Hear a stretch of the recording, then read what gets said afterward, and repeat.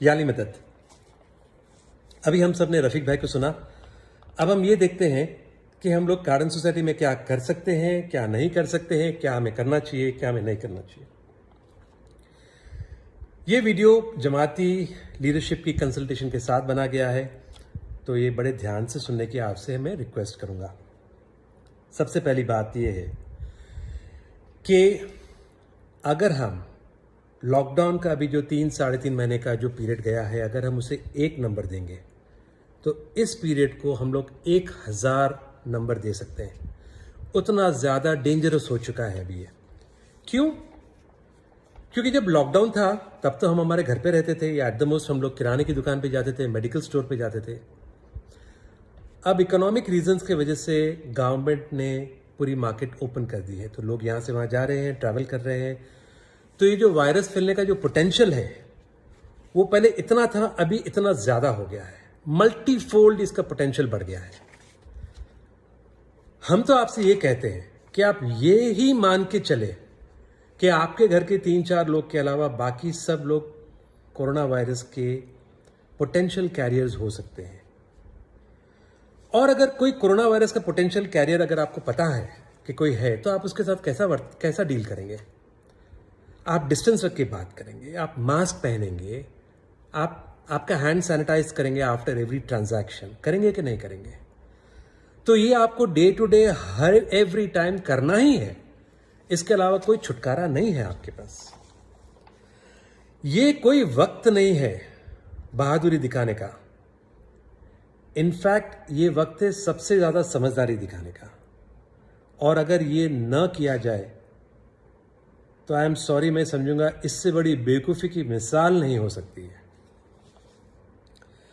आपको पता है ना, ये वक्त नहीं है कि आपको हम अवेयर करें। ये वक्त ये है कि आप उस अवेयरनेस के ऊपर एक्शंस लें। क्योंकि हॉस्पिटल्स के अंदर बेड्स नहीं है। प्राइवेट हॉस्पिटल की कॉस्ट 10 लाख से लेके 18 लाख तक होती है। आप पे करना चाहेंगे? गवर्नमेंट हॉस्पिटल की हालत तो उससे भी ज्यादा खराब है। अगर आपको बेड मिला तो, नहीं तो कई बार ऐसा सुनने में आया है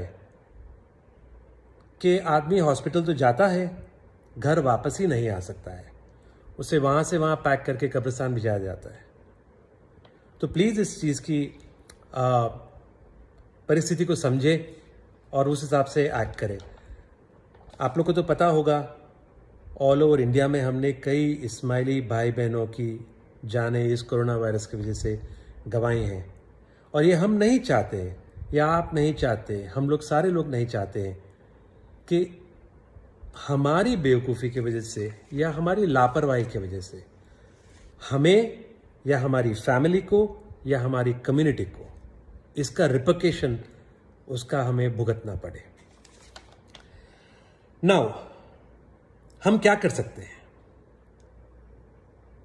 हम जो है हमारी इम्यूनिटी को बूस्ट कर सकते हैं, जिसके लिए हेल्थ बोर्ड ने काफ़ी गाइडलाइंस दी हुई है।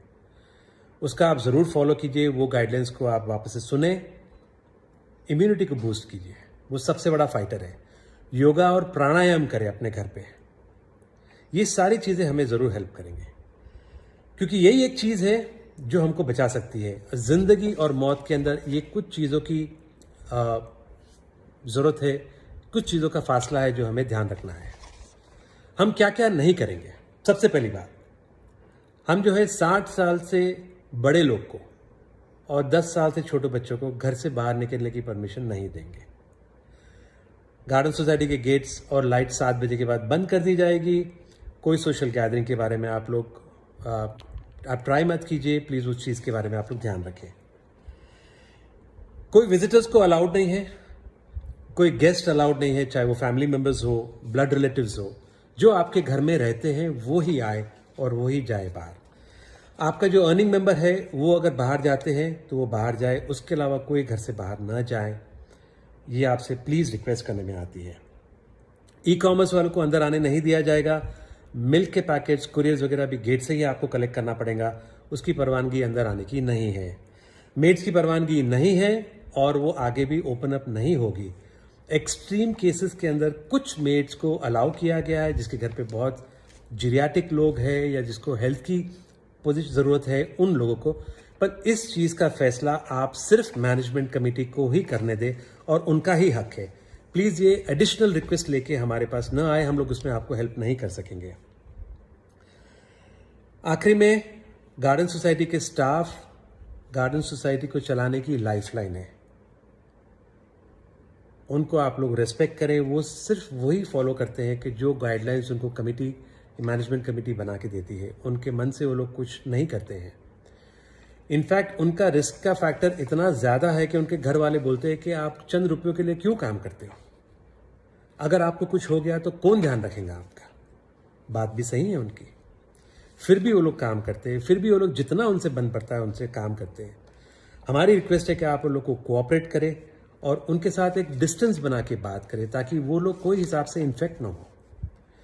और उनके लिए जो भी आपकी बेस्ट विशेस है, फीलिंग्स है, वो आप उनको कन्वे करें। अच्छा लगता है काम तो आप उनको कंग्रेचुलेट भी करें। एंड प्लीज़ उनके लिए आप एक हमदर्दी भरा वातावरण उनके साथ तैयार करें, क्योंकि काफ़ी लोग कई बार बहुत गुस्से में अपना आपा खो देते हैं, विच इज़ नॉट एडवाइजेबल। आखिरी में आपसे ये बात कहना चाहूँगा कि हम लोग ने देखा है कि काफ़ी सारी मार्केट्स अपने आप बंद कर दी गई है। जैसा बेगम बाज़ार बंद कर दिया गया है। वो लोग ने ओनर्स ने खुद डिसीजन लिया है, गवर्नमेंट का डिसीजन नहीं है। कई और मार्केट्स अपने वो शॉप ओनर्स ने अपना डिसीजन लिया, क्योंकि वो लोग को लगता है कि हालत बहुत ज़्यादा ख़राब है। तो प्लीज़ आप इस चीज़ का ध्यान रखें, सेफ रहें, अपना ख्याल रखें, बहुत केयरफुल रहे। ये आने वाले चंद हफ्ते या मे बी 2 महीने, मेरे ख्याल से जितनी एक्टिविटी कम कर सके उतना कम करें। आपके हेल्थ और आपकी इम्यूनिटी का ध्यान रखें और इंशाअल्लाह ताला हम लोग सारे लोग मिलके इस चीज़ को हम लोग पार करेंगे और इससे हम लोग सक्सेसफुली बाहर आएंगे। देखिए, नुकसान तो होना है, इस चीज़ से हम बच नहीं सकेंगे। अब छोटा नुकसान होना है या बड़ा नुकसान होना है, वो कैसा हम लोग इसको डील करेंगे उसके ऊपर डिपेंड करेगा। आखिरी में मैं एक बात बोलना चाहूँगा कि हम लोग ने कुछ मीटिंग की और उसके अंदर ऐसा लगा कि इन केस अगर लोग ये बात में नहीं मानते तो क्या हो सकता है। सॉरी, मैं आपको ऐसे अल्फाज बोलने वाला हूँ, पर ये बात निकली ऐसी है कि लोगों ने कहा कि अगर लोग बात नहीं मानते हैं तो कंधे तैयार करो। समझते हो ना आप बात को? तो प्लीज़ टेक केयर करें, सेफ रहें और अपना ध्यान रखें। या अली मदद, बाय।